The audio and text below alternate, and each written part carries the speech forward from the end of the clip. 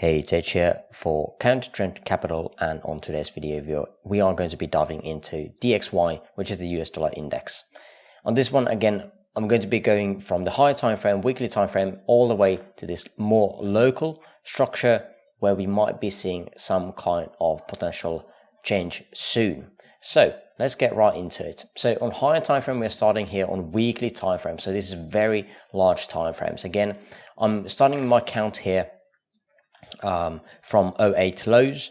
There are other ways of looking at this. However, if we are just zooming out into the monthly time frame, there's so many different variables here for this structure, because again, the data back here is kind of weird and not really something that I would like to put any kind of wave structures into. So the main thing I want to be seeing is what is the lowest low here on DXY, and that is the 08. So that's why I'm starting my count from 08 as the local low, basically. Well, not that local, but you get the point. It's the lowest point on the chart. So how do we even start charting this? Well, we see that we have obviously some kind of impulsive structures from early on, and if we are just looking for extension target, we could be looking for something like these.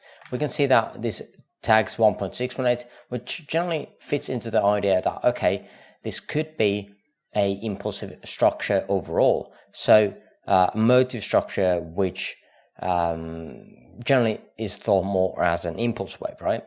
However, the issue here is that we are getting back to these highs with this low. So we can't really have a wave 3 up in here where this would be a 1 2 1 2 1 2 3 4 5 3 4 and 5. Well, obviously now that we have had a structure again, we know that is not the case either.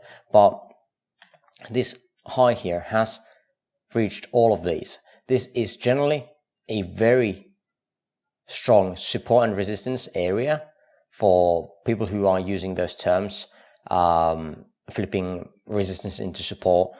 That can be seen very easily here. That is a very important area here, ranging from $89.7 to $88, give or take a few tenths there. But yeah, that is very important area. Now, what kind of motive wave structure can we have if there is overlap? Well, a diagonal. And as we saw, this structure here is obviously larger than this one, so we are expecting an expanding diagonal. Now, that's the structure here. I know this is not the best looking one for sure, and also we know that generally the fifth wave should be longer than third wave, which is not the case here. However, this is the only way we can label a motive wave structure here into this move. Now, there is also a bearish way of interpreting this, where saying that we have this as a three-way structure, this being a three-way structure on its own, and then we would be getting a partner leg for this whole first structure over here, right here. So the expectation would be, instead of this being the end of something, this would be the first structure of something. We could do it like that, and then we could be getting some higher time frame structure and extension targets. But again, this is very high time frame. We don't really need to be worrying about these at this point yet. So let's take a look at the more local structures from these highs over here around the 2022 tops, and let's go back to daily time frame. So we obviously see that we have had a high here. We had basically a kind of major drop here, here on the DXY. 13% is not insignificant by any means. Now, what comes up here, the first thing I see is these fair value gaps, these voids, however you want to be calling, when the price just declines so rapidly, there's no reaction basically, and the price can't come back to that area. So this is an important area when you're looking for impulse wave structures. So again, that gives us an idea that, okay, this might be an impulse wave to the downside. So how do we label this? Well, this obviously looks like a wave 1 here. If we are, let's go back to a bit smaller time frame. A couple of ways of interpreting this. If this is a wave 1, we could have a flat on wave 2, like so. Not very common. Then we would have this as a potential 1, 2, 3, 4, 5, 3, 4, 5, which again fits kind of decently. We also have another flat structure here. It's kind of smaller than this one, but there's not really anything else here that really fits into that idea. You could even label the wave 2 here, or maybe it's at these highs here, doesn't really matter. And this would be a 1, 2, 3, 4, 5. Here we would probably need to be labeling this into some kind of diagonal at the end here, into that third wave lows. Some time frames do have this divergence here from third of third against the third of fifth here, and third of fifth here has the divergence here locally against the fifth of fifth. So again, there are signs that, okay, this looks very decent as a 5 wave coming down. Okay, that to me looks very decent. Now, after this low here was put in place, we can see on RSI that we have another low. This is not very good sign to see. However, the structure coming up into here looks very much like a 3. This is not the easiest to label. I feel like this might be some expanding diagonal here where we would have as an ABC. Let's get these back into somewhat of a proper time frame. This probably would be minute then. And yeah, as mentioned, I would have this as an ABC or a WXY. WXY is the only reason here because, again, this looks way better as a 3-way structure. So in my opinion, that fits way better. And then we would have another move to the upside. Now, at this point, we have still created a new high here on RSI, which generally means that, okay, either this whole thing is still continuing to the upside if it is indeed a impulse wave, or if it is corrective wave structure, we should be looking for that whole thing to end. So what do we have as an option? Well, obviously, if this is the 5th wave coming down, ending this whole structure down here, we would have a potential structure like this. And at this point, since we have taken out the low here, the expectation would be that we would have an ABC here. However, again, we are starting to get into the areas where we probably want to be starting to see some kind of reaction to the downside. So we don't want the expanded flats going too far. We are still within these targets. Again, generally, the way B, we want to be seeing reaction at the 1.236. We did get that. Let's see the higher time frame. The only thing that I did not like about the whole ABC structure is that we don't have divergence here with the origin of wave A to the B. Generally, there is one. However, this was such a deep drop that it did not give us that. So somewhat understandable, but some things might be missing here overall, what we want to see. But to me, this looks pretty decent still. We don't need this one. I just wanted to mention the 1.236 there. Now, let's zoom in again a bit closer here onto 4-hour time frame.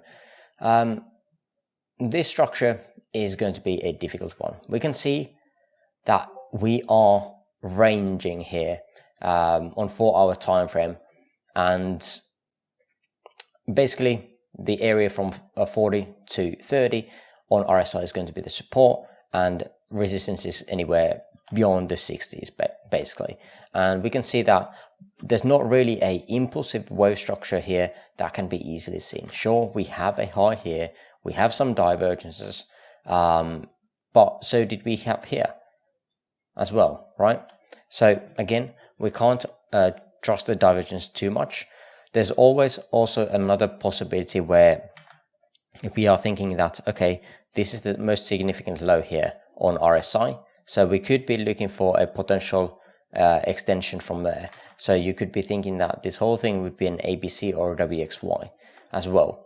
And this target fits into the 1.618 very well. If this indeed is a WXY, where this would be a ABC or a WXY on its own, we would be targeting here around 107.77 or 78. But yeah, major targets up there. If we are thinking of this as a C wave, that's going to be a 5-way structure.